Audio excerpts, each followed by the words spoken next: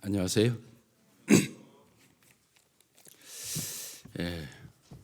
설 명절 이렇게 쉬고 계신데 많이들 나오셨네요. 영자님들께서 기도해 주셔서 밀양 서부교회 성도집회 그리고 영남 지역 장로 형제님들을 위한 말씀 시간 이렇게 가지고 돌아왔습니다. 저희 교회에 대해서 관심이 많으신가 봐요. 영남 지역 장로 형제님들이 보통 한 30여 명 이렇게 모이시는데 이번에 60여 명 이렇게 오셨다고 하는 거 보니까 어쨌든 또 영남 지역에 가서 말씀을 전하니까 새롭고 좀 또 다른 느낌이었습니다.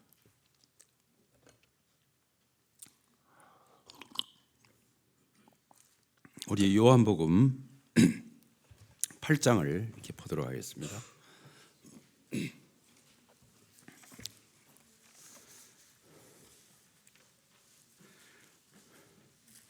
7장 끝절 보겠습니다. 53절인가요?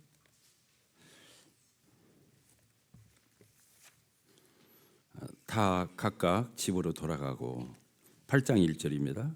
예수는 감람산으로 가시니라.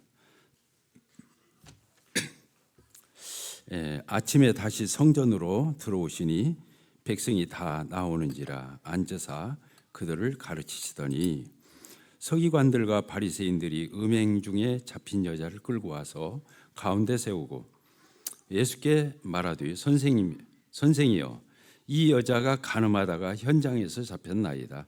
모세는 율법에 이러한 여자를 돌로 치라 명하였거니와 선생은 어떻게 말하겠나이까.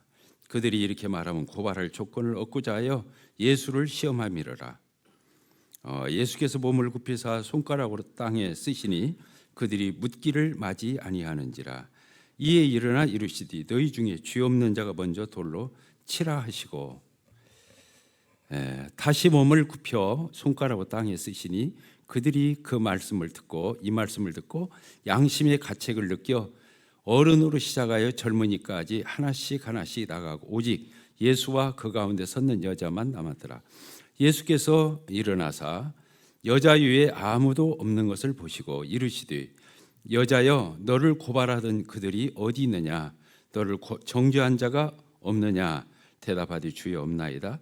예수께서 이르시되 나도 너를 정죄하지 아니하노니 가서 다시는 죄를 범하지 말라 하시니라.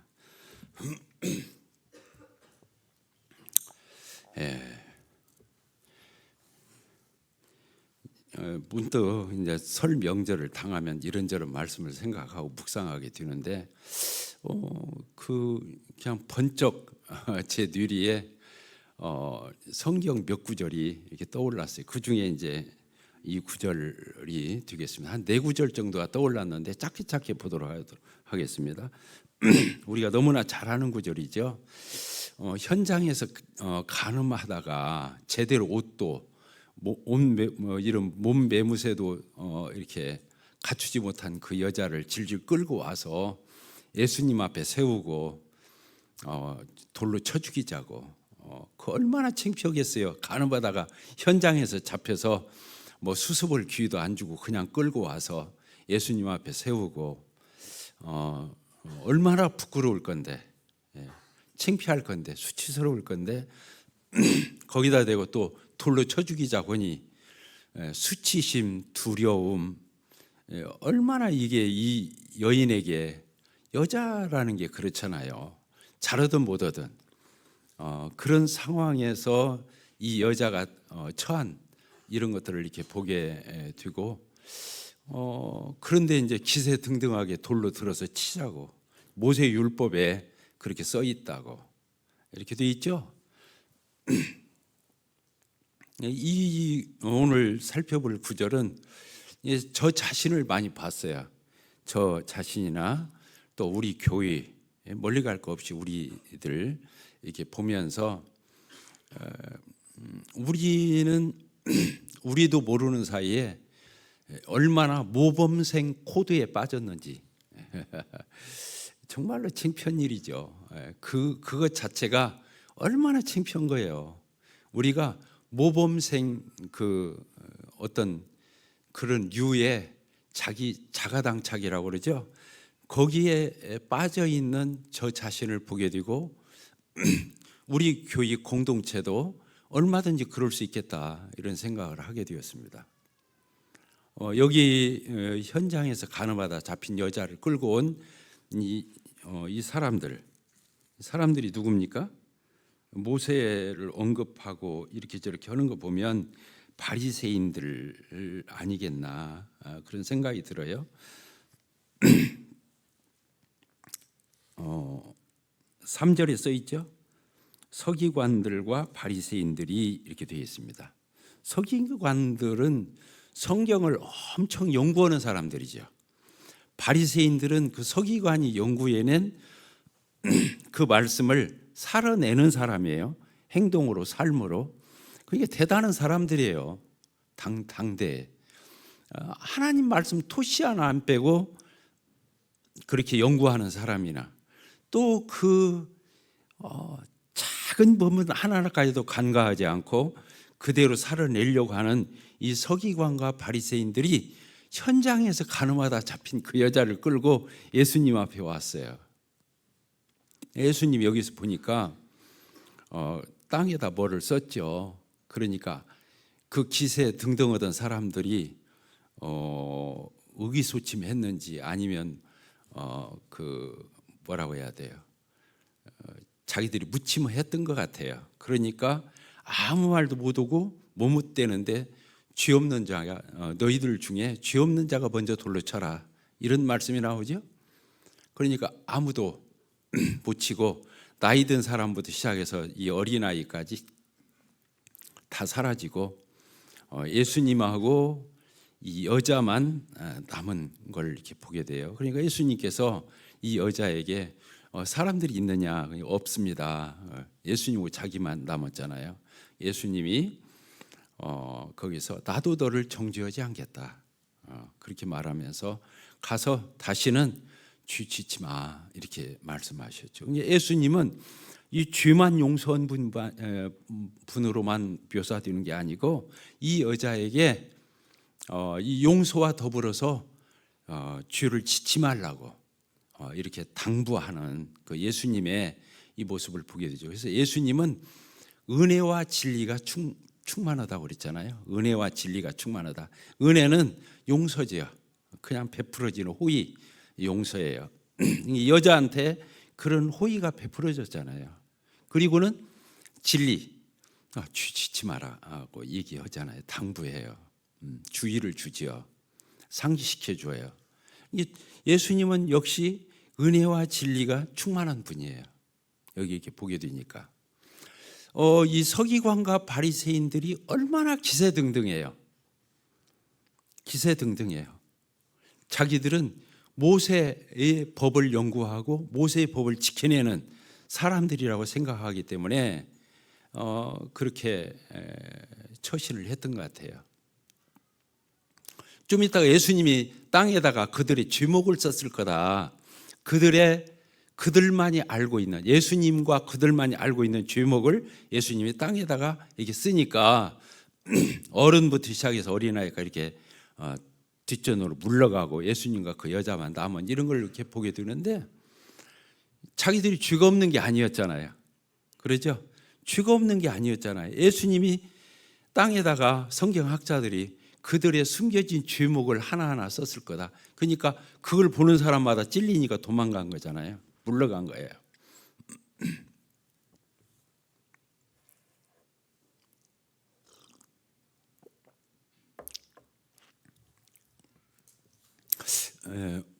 이 서기관과 바리새인이 꼭 성경에 요한복음 8장에 쓰여 있는 서기관과 바리새인만이 그럴 거냐? 우리는 그렇지 않은가? 구원받고 난 뒤에 많이 정리정돈이 됐죠. 우리가 많이 달라졌죠. 그러잖아요. 주님 은혜로 여기까지 이렇게 오게 되었죠. 그것도 내 노력으로 온 것도 아니잖아요. 주님의 구속의 은혜, 그렇죠? 속죄의 그 은총, 그리고 내 안에 계신 성령님의 그 보혜사가 되셔서 나를 가르치시고 인도하시고 나를 어드바이스 해서 이렇게 하나하나 챙겨서 내가 여기까지 왔다면, 조금이라도 달라진 것이 있다면 그것은 내 노력이 아니고 나의 어떤 결과물이 아니고 사실은 하나님이 그렇게 하신 거잖아요. 근데 여기 성경에 서기관과 바리새인들이 기세등등해서 그 여자를 돌로 쳐 죽이고도 자기들은 얼마든지 그럴 수 있다고 하는 그 태도가 내 안에는 없는가? 우리 안에는 이런 게 없는가? 한번 살펴보시죠. 이 하나님 말씀은 누구 보라고 있는 게 아니잖아요. 나 보고 내가 느끼라고 있는 거지. 그렇지 않아요? 그래서 그렇구나. 그래, 내가 서기관과 바리새인처럼 그렇게 행동한 적이 없나, 나 자신을 많이 살피는 그런 시간이 되었습니다.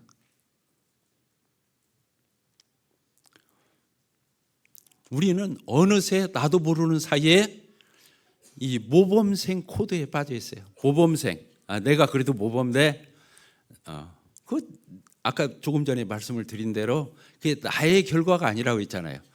예수님과 성령님으로 말미암아서 여기까지 왔다면 그나마 온 거잖아요. 아직도 내 자신을 뜯어보면 얼마나 부끄러운 게 많아요. 아까 이 기세등등했던 사람들 마음에 찔려서 다 도망갔잖아요. 그런 것처럼 우리가 뭔가 달라진 것 같지만 그렇지 않잖아요. 우리 안에 누가 내 자신의 삶을 적나라하게 안다면, 내 마음을 누가 들여다볼 수 있다고 한다면, 그렇게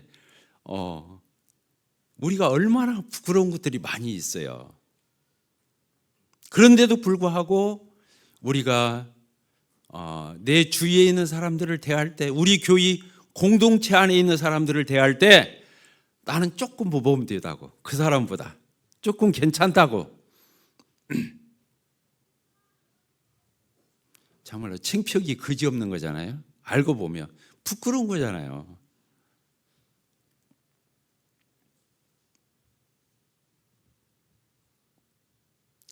이 서기관과 바리새인의 이런 표현들이 많이 나오는데요. 자, 또 한 군데 보도록 하겠습니다. 요한복음 12장 1절입니다. 그래서 조금 전에 본 데서 율법은 역시 정주의 역할이고, 예수님은 복음은 용서에서부터 시작하지요. 12장 1절 읽겠습니다. 6월절 엿새 전에 예수께서 베다니에 이르시니 이곳은 예수께서 죽은 자 가운데 살리신 나사로가 있는 곳이라. 거기서 예수를 위하여 잔치할새 마르다는 일을 하고 나사로는 예수와 함께 앉은 자 중에 있더라. 마리아는 지극히 비싼 향유 곧 순전한 나드 한 건을 가져다가 예수의 발에 붓고 자기 머리털로 그의 발을 닦으니 향유 냄새가 집에 가득하더라. 제자 중 하나로서 예수를 잡아 줄 가룟 유다가 말하되, 이 향유를 어찌하여 300데나리온에 팔아 가난한 자들에게 주지 아니하였느냐 하니, 이렇게 말하면 가난한 자들을 생각함이 아니요 그는 도둑이라. 돈꾀를 맞고 거기 넣는 것을 훔쳐 가밀어라. 예수께서 이르시되 그를 가만히 두어 나의 장래할 날을 위하여 그것을 간직하게 하라. 가난한 자는 항상 너희와 함께 있거니와 나는 항상 있지 아니하리라 하시니라. 이렇게 되어 있죠. 여기도 보니까 가룟 유다가 이렇게 말한 것은 자기가 착한 말을 하는 것 같이 보이지만 돈에 대한 욕심이 있어서 그랬다는 거 아니에요. 속셈이 다른 데 있었잖아요. 아까 그 서기관과 바리새인들도 사실은 예수님을 시험하려고 그 질문을 했던 거잖아요. 이 여자를 돌로 쳐 죽여야 되지 않느냐고. 그렇죠? 그러면서 거기 써 있었어요. 예수님을 시험하려고. 어떻게 되는 거예요? 죽이지 마. 그러면 율법을 어긴 게 되고, 모세의 율법을 거스리는 게 되고, 죽여. 그렇게 되면 어떻게 되는 거예요? 그동안 예수님이 말씀해 왔던 모든 사랑은 물거품이 되는 거잖아요.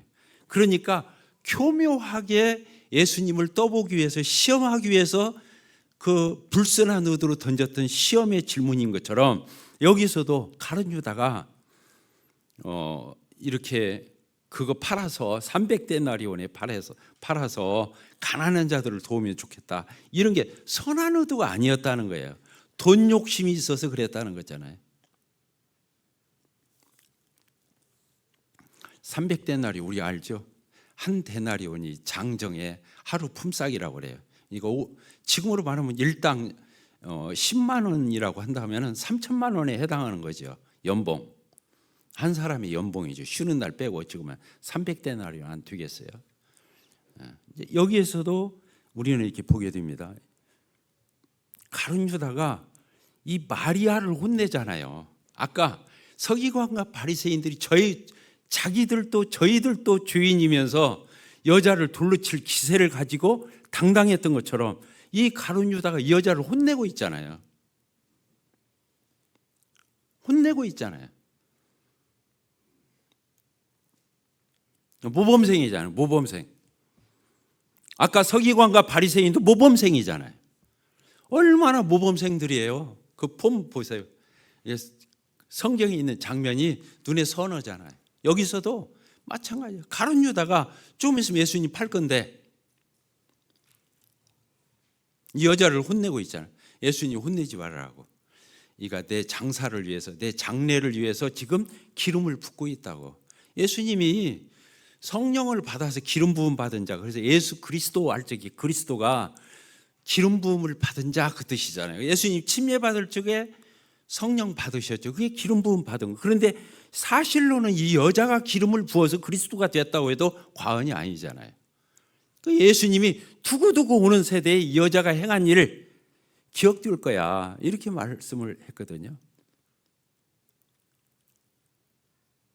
우리는 얼마든지 이 가룟 유다처럼 계산 정확하고 이성적이고 인본적이고 이런 걸 가지고 교회 와서 공동체 안에서 다른 사람을 우리는 얼마든지 판단할 수 있다고 하는 거예요. 선을 위장해서. 위선이죠. 위선.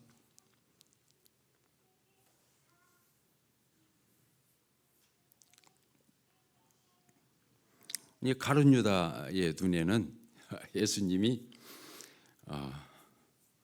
그 향유 300데나리온에 그 향유만도 못했던 거예요. 그 사람에게는 예수님 가치가 아까운 거예요. 팔아서 가난한 사람들을 돕는다는 말이 굉장히 합리적이고 굉장히 무슨 그렇게 느껴지지만, 근데 이 마리아라는 이 여자한테는, 자매한테는 예수님은 자기의 모든 전 재산을 다 털어도 아깝지 않은 분. 이 머리카락은 여자의 영광이잖아요. 예수님의 발에 향유를 붓고 자기 머리털로 그 예수님의 발을 이렇게 씻었잖아요. 닦아줬죠.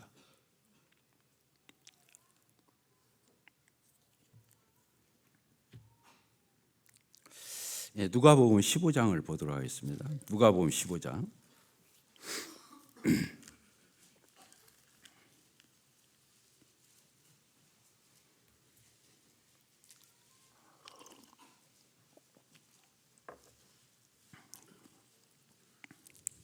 11절입니다. 또 이르시되 어떤 사람이 두 아들이 있는데 그 둘째가 아버지에게 말하되 아버지여 재산 중에서 내게 돌아올 분깃을 내게 주소서 하는지라. 아버지가 그 살림을 각각 나누어 주었더니 그 후에 들이 못 뛰어 안 되어 둘째 아들이 재물을 다 모아가지고 먼 나라에 가 거기서 허랑방탕하여 그 재산을 낭비하더니 다 없앤 후 그 나라에 크게 흉년이 들어 그가 비로소 궁핍한지라. 가서 그 나라 백성 중 한 사람에게 붙여사니 그가 그를 들로 보내어 돼지를 치게 하였는데 그가 돼지 먹는 쥐업 열매로 배를 채우고자 하되 주는 자가 없는지라. 이에 스스로 돌이켜 이르되 내 아버지에게는 양식이 풍족한 품꾼이 얼마나 많은가. 나는 여기서 줄여 죽는구나. 내가 일어나 아버지께 가서 이르기를 아버지 내가 하늘과 아버지께 죄를 지었사오니 지금부터는 아버지의 아들이라 일컬음을 감당하지 못하겠나이다.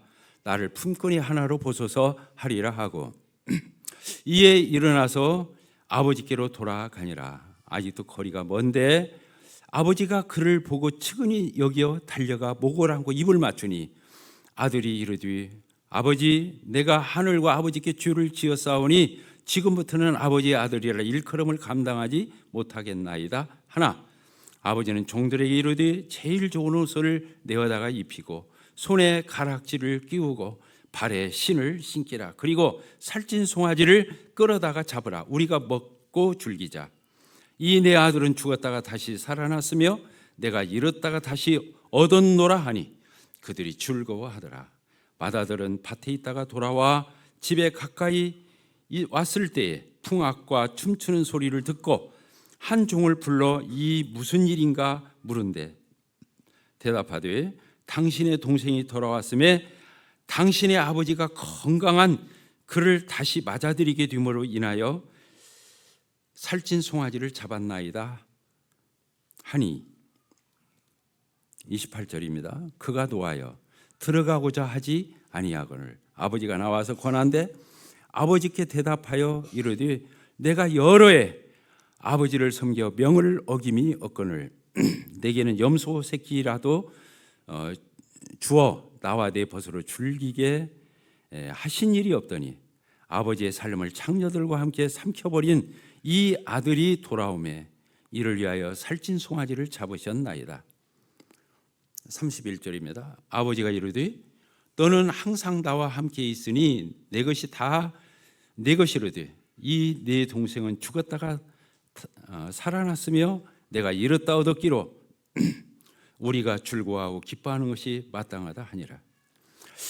여기 여러 종류의 인물들이 나오잖아요. 보니까 정말 나쁜 놈이죠. 둘째 아들이 아버지도 안 돌아가셨는데 유산을 달라고 그래가지고 주자마자 근처에서 쓰면은 간섭받고 이래저래 의식이 들 것 같으니까 먼 나라로 가서 그 못 뛴 친구들하고 창기들하고 다 허랑방탕하게 다 써버렸잖아요. 그 가서 형편없는 꼴이 되니까 아버지 집으로 돌아오는 거예요. 돌아왔어요. 아버지가 어떻게 했어요? 너 돈 얼마 남았냐 쓰고 그렇게 물어봤나요?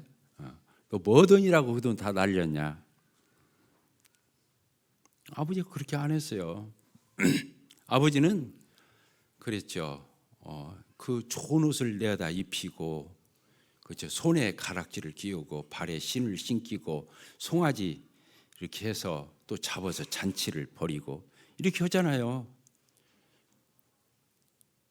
아들 이겨먹는 자녀를 이겨먹는 부모 없다고 이 아버지가 항복 오는 거예요. 그냥 그 아들에게 다 베풀어 주는 거예요. 다 베풀어 주는 거예요.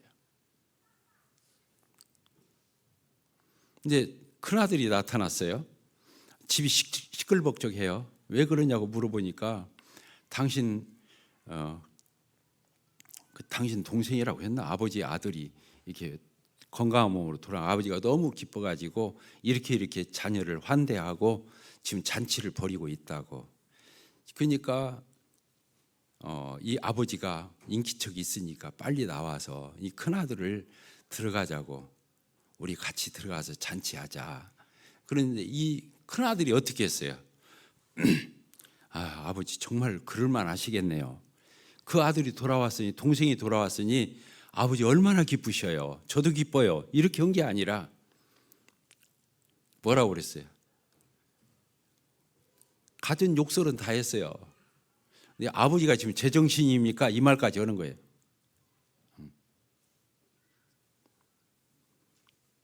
그렇게 써 있잖아요.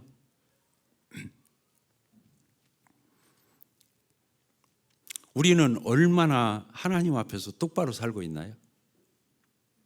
얼마나 그렇게 모범되게 살고 있나요? 언제부턴가 우리는 저를 포함해서 왜 이 자리에 갔을까요? 조금만 누가 잘못하면 손가락질하고 판단하고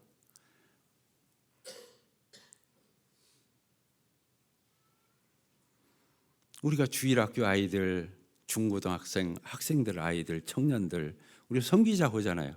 모범상 줄 세워서 우리가 아이들 받아들일 건가요? 체크해서? 모범생들만? 우리가 그렇게 언제부터 그렇게 모범생이었나요?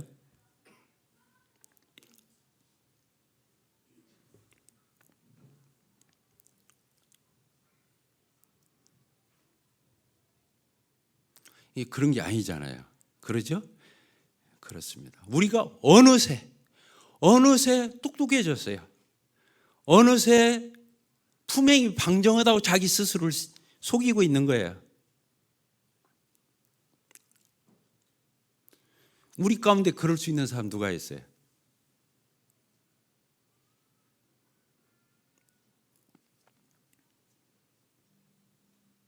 이 큰아들이 탕자잖아요. 돈 갖다 내버리고 거짓걸 뒤에서 돌아온 게 탕자가 아니고, 진짜 탕자는 아버지하고 같이 있으면서 자기는 잘못 하나도 않고 아버지한테 성실하게 빈틈없이 자기는 했다는 거 아니에요. 그렇게 써 있어요. 근데 자기한테는 염소 새끼 한 마리도 안 주냐고. 창기와 더불어서 다 말아먹은 그 아들에게는 송아지를 잡아주면서 자기한테는 염소 새끼 한 마리도 안 줘. 따지는 거예요. 자기 동생이 돌아온 것이 하나도 안 반가운 거예요. 아버지의 처신이 도대체 이해할 수가 없는 거예요.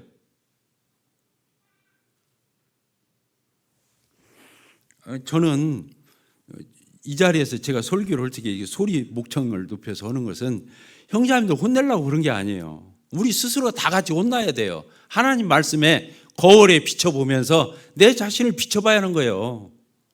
안 그래요? 여기 큰 아들이 누구예요? 나 아니에요? 아까 서기관과 바리새인이 나 아니에요? 가룟 유다가 나 아니에요? 이런 걸 보자는 거잖아요. 이거 못 보면 우리 쇼하고 있는 거잖아요. 우리 쇼하는 거예요. 꼬박꼬박 집회 참석 잘하고 안 빠지고 교회에서 남하는 거 다 실수 없이 잘하고 있고 이런 거 아니에요? 그거 뭐예요?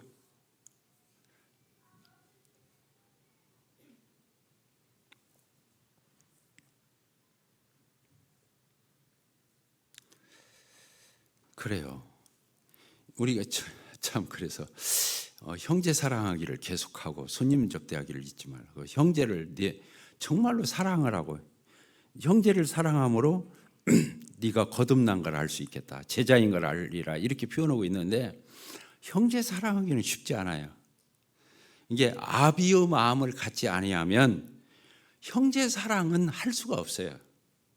그러니까 우리가 봐보세요. 우리 형제 자매들을 우리가 얼마나 진심으로 참되게 정말로 사랑했는가. 이거 우리가 점검해 봐야 돼요. 누구한테 답안지 내라 그 말이 아니고 내 스스로가 하나하나 체크해 봐야 돼요. 그렇지 않으면 우리 신앙생활 하는 거예요. 허당이에요. 아무것도 아니에요. 여기 우리 모양 꾸미기 위해서 여기에 앉아 있는 거 아니잖아요. 그래서 성경에서 말하는 진정한 의미에 그래서 그렇게 말을 했던가 봐요. 1만 스승이 있어도 진짜 아비는 많지 않다. 아비의 사랑이 아니고서는 여기 형제가 하는 거 보세요. 안 돼요. 저도 자녀가 셋이 있잖아요. 제 마음에 안 들 때 많아요. 근데 몰라 이제 또 저희 부모님이 저를 또 보면 그럴 수도 있고 진짜 그렇습니다. 우리가 언제부터 그렇게 대단하다고 목에다 힘주고 뭐나 뛰는 것처럼 장로 집사가 대단한 겁니까? 뭐 그렇게 힘줘요? 언제 그렇게 어른이 되었어요? 우리가 예수님은요 나는 마음이 온유하고 겸손하다고 그래요. 내 멍에를 내게 와서 메고 멍에를 메고 내게 와서 배우라고 그랬어요. 예수님이 온유하고 겸손하셔요. 제가 지금에 와서 깨닫는 것은 겸손하기가 이렇게 어려울까? 겸손하기가 이렇게 어려운 것인가? 성령이 돕지 않으면 안 되죠. 우리에게서는 눈꽃만큼도 겸손은 나올 수 없는 거예요.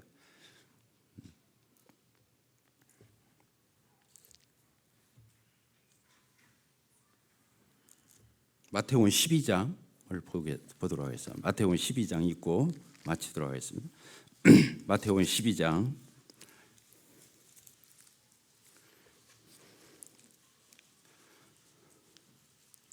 7절입니다.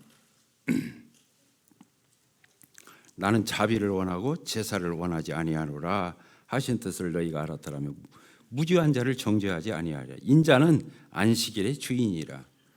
9절 거기에서 떠나 그들의 회당에 들어가시니 한쪽 손 마른 사람이 있는지라. 이 손 다른 데에서는 오른손 이렇게 써 있는데 여기는 손 마른 사람이 있어요. 이제 손이 말라가지고 움직이들 못하는 거예요. 근데 여기서 학자들은 그래요. 이 사람이 그 돌을 쪼아서 돌을 깨서 이 조각을 하는 사람이었을 거다 그렇게 말을 해요. 근데 이 사람이 오른손이 말라버리니까 아무것도 못하는 거야. 굶어 죽게 생긴 그런 지금 마당이에요. 이렇게 표현하고 있더라고요. 그런데 10절에 한쪽 손 마른 사람이 있는지라 사람들이 예수를 고발하려 하여 물어 이르되 안식일에 병 고치는 것이 옳으니까. 예수께서 이르시되 너희 중에 어떤 사람이 양 한 마리가 있어 안식일에 구덩이에 빠졌으면 끌어내지 않겠느냐. 사람이 양보다 얼마나 더 귀하냐. 그러므로 안식일에 선을 행하는 것이 옳으니라. 그리고 이제 병을 고쳐주는 게 나오잖아요. 여기서 나오는 사람들이 또 마찬가지예요. 결국에 뭐예요? 이 오른손 말라서 굶어 죽게 생긴 이 사람에게는 관심 없어요. 예수님이 이 사람의 병을 고쳐주는 것에는 전혀 관심이 없어요. 왜 안식일에 고치냐는 거예요. 그것을. 사람이 이렇게 악해요. 주인이고. 왜 안식일에 고쳐주냐는 거예요. 같이 기뻐하지 않아요. 이 사람이 정말로 고침받았으면 좋겠다랄까. 이런 게 없어요. 강팍해요. 근데 예수님이 그 앞에 서 있었잖아요. 예수님이 어떤 분이에요? 안식일에 주인이에요. 따라합시다. 예수님은 안식일에 주인이시다. 주인한테 따지는 거예요. 안식일을 주관하는 주인인 예수님에게 따지는 거예요. 안식일을 고쳤다. 이렇게 사람이 교만할 수 있는 거예요. 애정이 없을 수 있는 거예요. 사랑이 없을 수 있는 거예요. 저는 우리 교회에 마치겠습니다. 우리 교회에 정말로 어린애기부터 시작해서 우리 형제 자매들 얼마나 많은 식구들이 와서 있습니까? 우리와 같이 있습니까? 우리가 정말로 한 영혼 한 영혼을 소중히 보지 않으면 우리는 재앙이에요.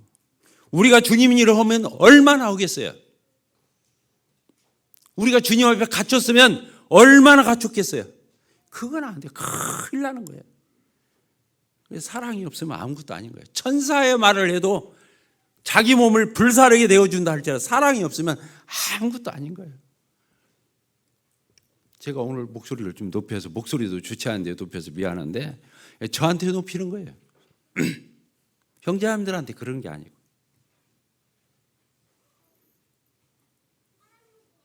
저희 교회가 성경의 정말로 본질을 쫓아가는, 그렇죠. 고린도서 13장이 정말 우리 가운데 이루어지는. 그렇지 않으면 우리 연극 배우고 우리 다 쉬어오는 거예요. 안 돼요. 우리가 성경을 읽는 대로 다 못해도 그렇게 가려고 해야 하잖아요. 그 지점으로 가야 돼요. 안 그러면 아무 의미가 없어요. 하나님은 우리 속을 보셔요. 우리 동기를 보셔요. 껍데기에 속는 분이 애당초 아니셔요. 주님이 우리 교회를 정말로 자비와 긍휼을 베풀어 주시기를 바라요. 기도하고 마치겠습니다. 하나님 아버지, 참 오늘도 설 명절 어간을 맞이하여 하나님의 음성을 듣습니다. 저희들은 사랑이 없습니다. 하나님은 사랑이시라. 사랑은 하나님께 속한 것임을 고백합니다. 저희들에게 구원의 사랑, 독생하신 아들을 내어주는 사랑을 하셨기에 그나마 저희들이 사랑을 조금이나마 맛을 보았습니다. 이 사랑이 동기가 되어서 성령께서 그렇게 할 수 있는, 순종할 수 있는 힘을 주셔야만 저희에게 조금이라도 이런 열매가 맺는 것을 고백합니다.